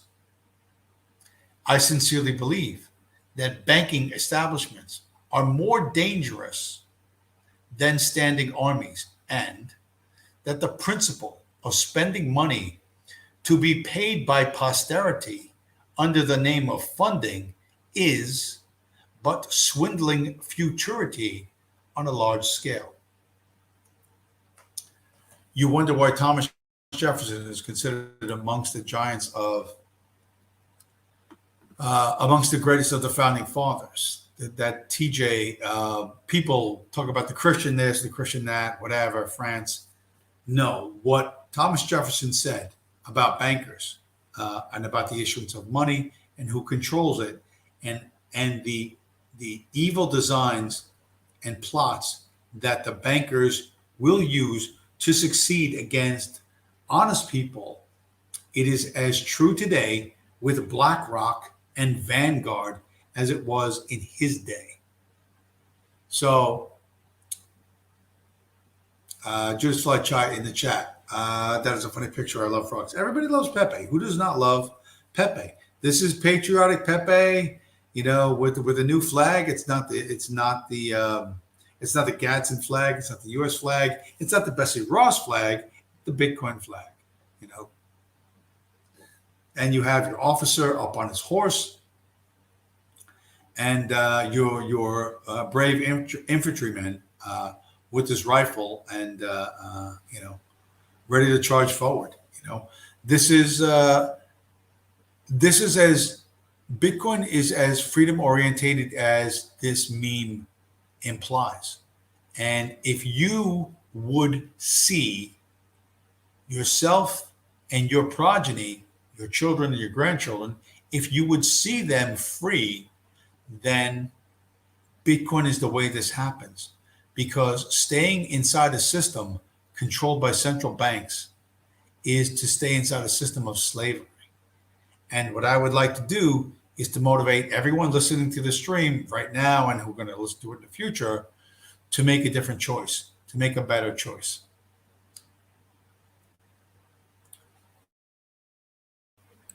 Anyway, with that, like I said, I want to shorten these things down. I don't want to I don't have any more alcohol anyway. I'm running out of alcohol. No. But sincerely, keeping these shorter gets them out to a wider audience. People look at the length of the stream and they go like 2 fucking hours. I'm out of here. So I'm gonna close it down now. Thank you all. Tweety Bird, you show up at the very last moment. Thank you all for showing up. And I am going to I'm going to cut the camera. I'm going to hit the crappy outro music. And thank you, everybody, for showing up. Sorry it's a Monday night thing, but I had a thing last night where, I started out with a job going to Delaware. And then they added Virginia to that, so that Delaware was going to be a stop along the way, so I'd lose money. Yeah, no, Tweety Bird. So you got, okay, I'll give you like 10 more minutes. I'll give you like a few minutes. So I'm driving from North Jersey to Newcastle, Delaware, right? And then they said, no, go back and grab a piece going to Dulles, Virginia. But what that means is instead of getting paid for 2 separate jobs, even though it's 2 separate jobs, what they do, you're welcome, Virgil Doc, in the chat. What they do is they take the long job, the Virginia job, and they add Delaware as a stop along the way. You know, not a $200 job, but like a $35 stop. Anyway, whatever. So I don't have control over this. So I'm heading down the turnpike. Blah blah blah blah. I get about 75 miles from the pickup point, and they call me up and they said, "Oh, listen, Newcastle is not going to be open when you get there. They want you to deliver it tomorrow morning at 5 a.m." This was last night at 8 p.m. I'm like, no, that's not going to happen. They're like, why not? I said, well, I have a piece, meaning another job, going to Virginia. So, and I'm not going to get there till midnight. So whatever. And they're like, okay. So they actually have to fucking do their job. To make a long story short, they found a contractor that is like 20 miles south of Philly. They said, after you go to Virginia, drop the piece off in Virginia, on your way back home, stop 20 miles south of Philly, drop the Newcastle piece at this place 20 miles south of Philly, and they'll deliver it in the morning, which is a bit of a pain in the ass. I didn't want to do it, but whatever. It is what it is. I don't have control over a lot of this stuff. Newcastle, which used to be open 24/7, is not open past like 10 o'clock at night anymore. Everything is scaled down there. That doesn't stop the mechanics from ordering parts, and the mechanics order parts, and the chain of events happens to where it gets in my car, and then you know, like they go, oh, by the way, even the security gate's going to be closed, so you can't deliver. I'm like, well, what the fuck am I supposed to do? You know. So anyway, they found the solution. The plus of that means I actually get paid for the Virginia job by itself and this fuck up job by itself, which is a huge plus because otherwise I would have gotten Virginia plus $25 as in Newcastle, Delaware as a stop. So that's a plus. It's every kind of headache to me, and you know, I don't really like it, but this is the reality I live under. And when I you know, I go on these fucking streams and I talk to people who live in 98% white zip codes who never had a fucking job, who are never going to have a fucking job, who never had to solve a fucking problem, who don't understand any complex system, what goes wrong, how to fix it, or how to improve it. When I talk to you and tell you you're fucking not gonna make it, you fucking weak ass cocksuckers, you cry like I'm a fucking bad guy, and I don't fucking care. I do everything I can to give the best possible information to the most people and to try to be entertaining when I'm fucking doing it, right? If there's an opportunity to do that. And you know what? You want to be dicks? Go ahead, be fucking dicks. You can afford that. For the time you can afford that, enjoy it. And I'm telling you, enjoy it to the max. Because you're not going to be able to, sooner or later, mommy and daddy's money's going to run out. Or, you know, the communists, the socialists will take your fucking house and give it to some fucking Negroes. And then you're going to be fucking enriched and diversified in a way that you have no fucking idea. And by the way, you're all weak ass cocksuckers. You can't fucking, you know, you don't even interact with the people you claim to fucking hate or you claim to be fucking against. You have no fucking idea what's going on. And when you meet them face to face, you're going to bow down and lick fucking boots as bad as anybody you see is fucking doing that today. I fucking guarantee it. I guarantee it. Yeah, Tweety Bird, sounds like you got a hard job, but you do what you got to do. Listen, life is not fucking easy for a lot of people. This is the point I've made, and I've been sort of vaguely trying to make. All your ideology sucks cock. You're a faggot. You are a faggot. Your ideology sucks cock. The book you read. Oh look, I read a book this fucking thick by some cocksucker in Europe who never had a job and who never solved a problem. But he decided to lay back on his fucking dreaming couch and solve all the problems of the entire world without ever fucking breaking a sweat, you know, or learning any math. Yeah, fuck you, you stupid faggot. Here's what I want to tell you. The real world is going to fucking smash you harder than you've ever been smashed before. I try to tell people to prep for it now. Well, it's still advantageous to them, but I look like a psycho. Well, whatever. I look like a psycho. In IRL, I'm accustomed to that reaction. You know what I mean? IRL, I'm used to people going, you're fucking crazy. You're out of your mind, blah, blah, blah, blah. I'm used to that from when I was a teenager. So you look at me going, you're crazy. You're talking shit. I don't fucking care. That literally doesn't fucking matter to me. I want to try, and I've said this multiple times, my goal these days, my specific and clear goal is to legally and peacefully destroy the Federal Reserve Corporation of America so that the green pieces of paper that you have in your wallet or wherever they are less useful than fucking leaves falling off the fucking trees in October, right? I want to destroy the Federal Reserve Corporation, legally and peacefully, now and forever, without firing a shot, without throwing a bomb, without hurting anyone. That's what I want to do. Okay. The way to do that, the weapon to do that, it's not a real weapon, is Bitcoin. And so what I'd like, part of what I do, what I feel is a useful strategy, is to get as many people as I can trading their shitty green Zog bucks for Bitcoin, right? Trade your shitty green weakening Zog bucks for ever stronger, beautiful Bitcoin. I tell this to fucking front desk people in fucking Dulles in fucking Philly, in Newcastle, in Baltimore, like aircraft mechanics, some of whom already agree with me anyway. Like all sorts of people that I meet everywhere. Because the more I can do this, the more subversive I can be towards the Federal Reserve System, the faster I think this is all going to collapse. Now it's going to collapse badly, and a lot of people are going to get hurt, and I can't help that. I can't stop that. That's going to happen anyway. But that anyone within the sound of my voice can hear what I'm saying and go, you know what? Maybe there's something to this. And then you start looking into it and you make some fucking adult decisions. Now, most of you are incapable of adult decisions, right? Because you live in fucking mommies. You live in, like I said, you live in a fucking 98% white fucking zip code. And you're like, fuck, fuck, fuck, nigger this, fuck, fuck, fuck, nigger that. Beaner, nigger, speak, ba, ba, ba, ba, ba, ba, ba, Jew, kike, ba, ba, ba, ba, ba, ba, ba, which you would never say in fucking real life. Now, I would say if I was in a fucking street fight and I want to flip the guy's fucking switch, I not only have I said that, I will say that in the future. But you're like, oh, I'm going to be edgy. I'm going to say the N word on the fucking on YouTube's or something and be authentic. Yours gay is the fucking day is fucking long. Okay, I'm around people. I am around diversity and have been for decades. I can handle myself amongst any of these fucking people. You can't. All right. Once you come out of mommy's fucking bedroom, right? When the chicken tendies are not in the fucking shape of a fucking swastika, you don't know what the fuck to do, right?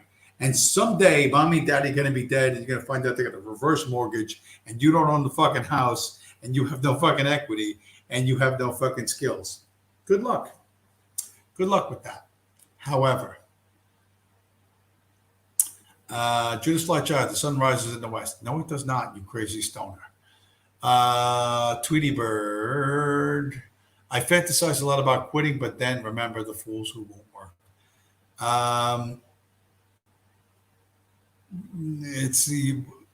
What does quitting mean? What does it look like?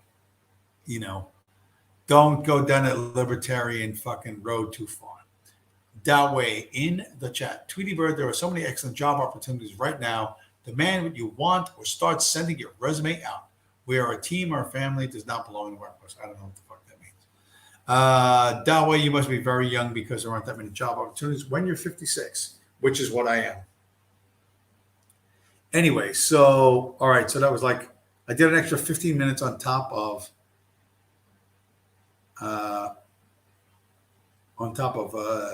me saying I was going to leave. Judas Fleischai, did Adolf Hitler, the leader of Germany, use TCHC edibles? I'm guessing no.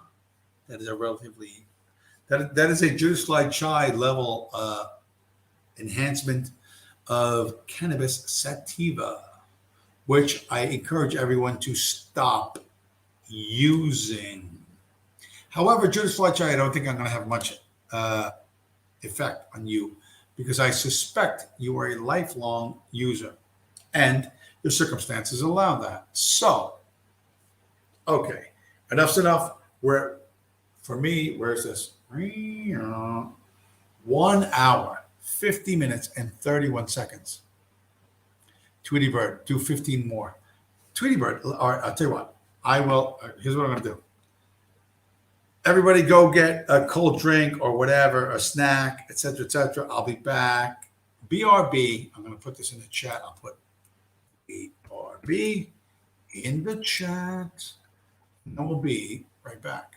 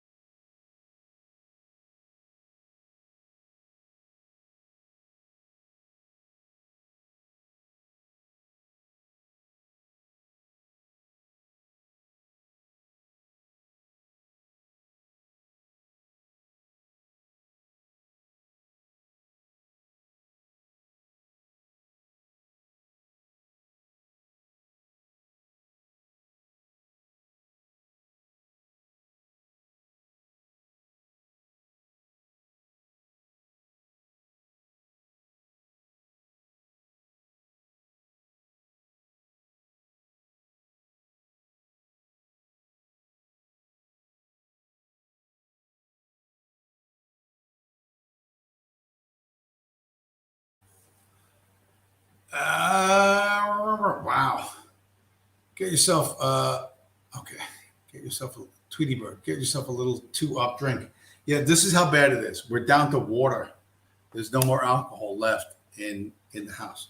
That way, 20 something Arius, king of the Spartans, to Onias, the high priest, greeting 21st that has been found in writing concerning the Spartans and the Jews, that they are brethren and of the family of Abraham. Not even close to true. No, I don't know where you got that from, Dayway, but that is a projection on levels, previously thought impossible. Okay. This is like whatever's in the bottom of this glass is like literally the last amount of alcohol that I have. Tweety Bird, no history, please. Listen, I'm like fast and loose with history anyway. I got the basic facts, but I do like broad sketches anyway. I don't do fucking um, chapter and verse that way. It's in the Bible. The Bible has nothing to do with the Spartans. Literally has nothing to do with Spartans. I don't know. That way you are now literally. I don't know if you've taken an edible of fucking LSD, but bro, you were so far off the fucking map that you're gonna have to fucking circle the building and come back into the fucking the front door again. You're completely lost. The reason why I was in Charlottesville in 2017, I avoided getting shot by Antifa, fed into the teeth of Antifa. I avoided getting arrested by state or local police. I drove because I'd been there's a checkpoint that I'd been to before, so I knew where the place was. Um, so I'd been there once before. Felt comfortable going there, and I went down there. Because I was a right wing guy, and it was hyped up on the fucking internet, like, oh, it was going to be a right wing Woodstock. It was going to be all like lift bros, like guys that were all at the like lifting and guns and fucking whatever alpha male shit, and we're going to blow these fucking people's minds and just show up and do this thing and leave. I mentioned that Hebrew was actually coined in Greek. Hebrew is based on Greek. There's no proof that the Jews ever wrote anything before they learned to read and write in Alexandria. There's literally no historical proof. The Bible as a historical document is, let us say, less than ideal.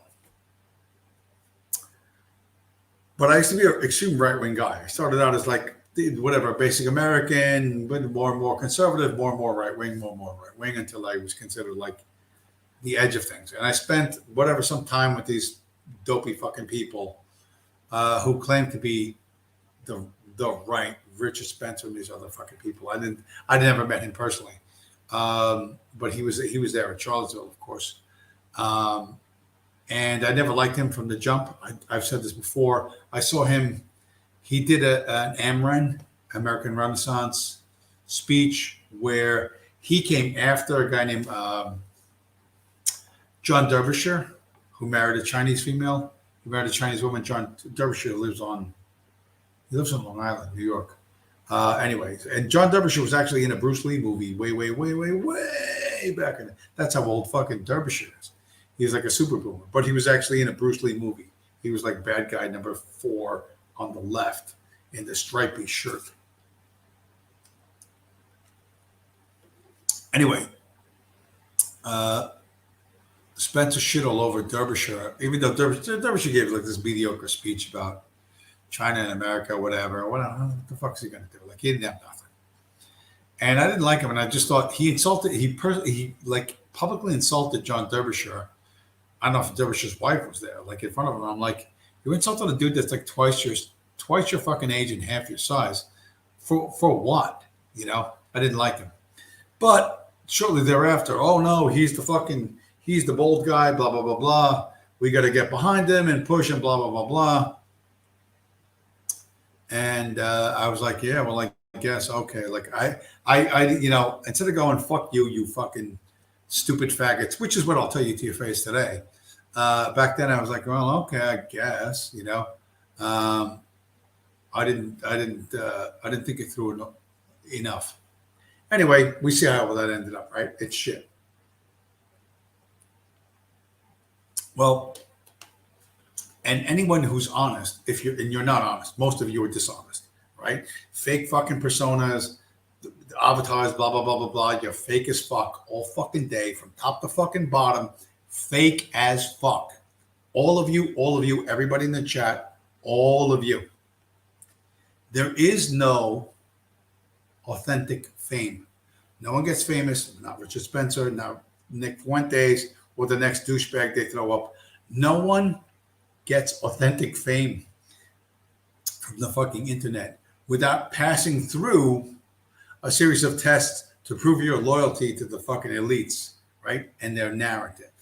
So Richard Spencer's fucking, whatever you want to call him, controlled opposition. He's a Fed, he's a whatever, and he's probably a Fed. He has a fascination with pretending to be James Bond. He has never had a fucking job in his life. He's never solved anybody's fucking problems in his fucking life. He's a fat fucking douchebag that if it wasn't for bariatric surgery and testosterone replacement therapy, he would look like Oprah Winfrey if Oprah Winfrey was a white guy. Nicholas Fuentes is a kid who lives in Chicago, America's second largest city, and he has no friends. Literally the second largest city in the United States of America, can't find a friend, has to import someone who dresses like a cat boy and sucks on giant rubber black dildos, who's shirtless, as his friend from Australia. Yeah, this is fucking normal, right?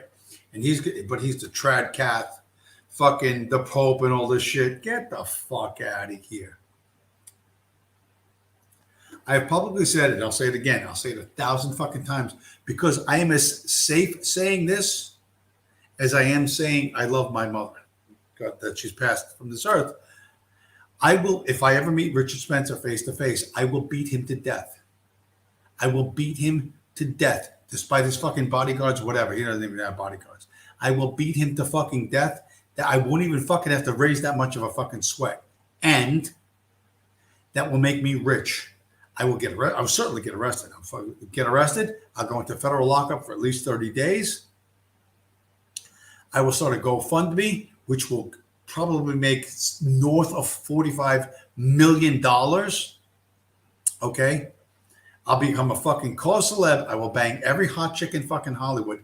Like every fucking one. Trust me. I will, every single one of them. Okay.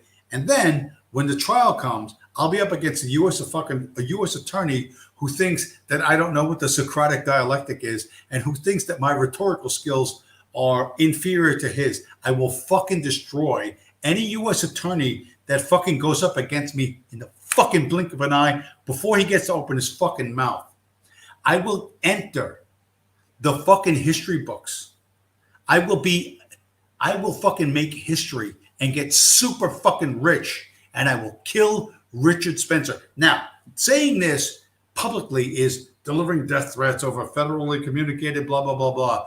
But that cocksucker is protected by the devil on fucking high. That means it's fucking DOJ itself, the fucking State Department itself. So I can say whatever the fuck I want to say because none of those cocksuckers will fucking dare fucking put cuffs on me. You cocksuckers at the FBI or whatever. Put me on fucking trial in public. Holy fucking shit. This opportunity for me to get rich and fucking famous, I will not squander. I fucking assure you.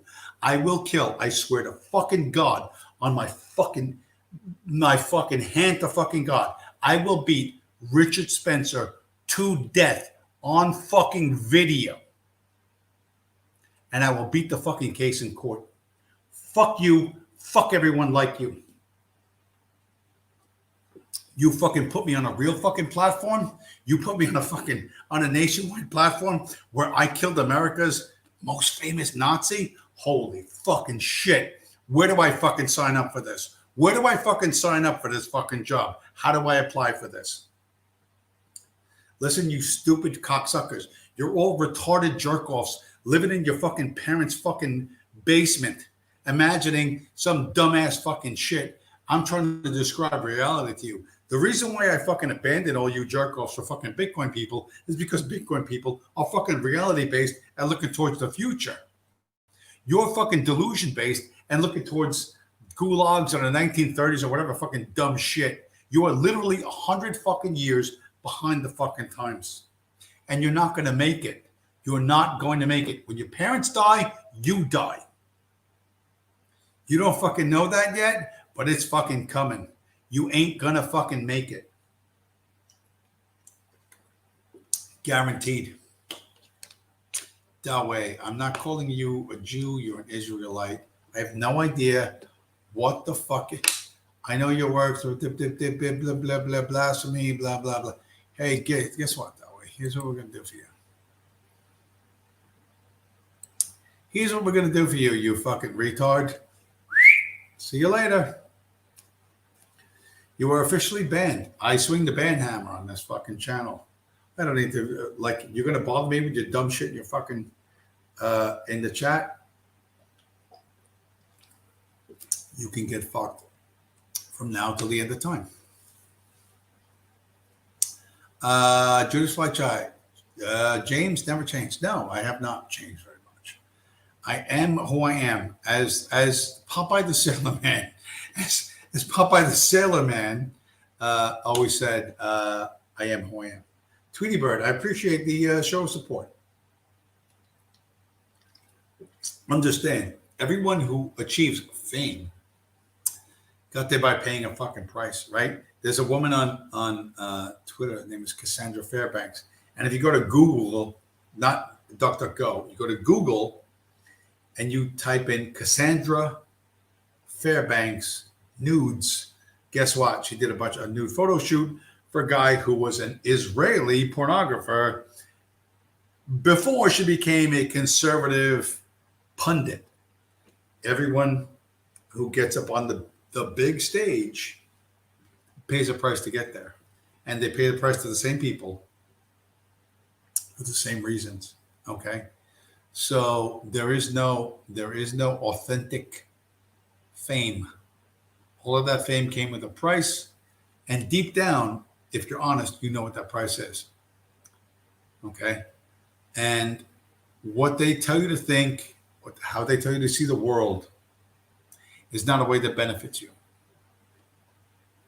I would prefer, because nobody's paying me and it doesn't cost me anything right now, to tell people how to benefit themselves and their progeny at the expense of those whom I hate. And I hate them with good reason. I don't hate them because they're born different than me. I hate them because of the way they behave.